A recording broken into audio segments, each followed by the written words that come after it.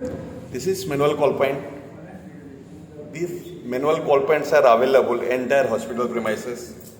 Mostly it's close to all staircases. There is a green color light here, you can see. It's blinking inside the manual call point. Once it got activated, the light will convert it to red color constantly.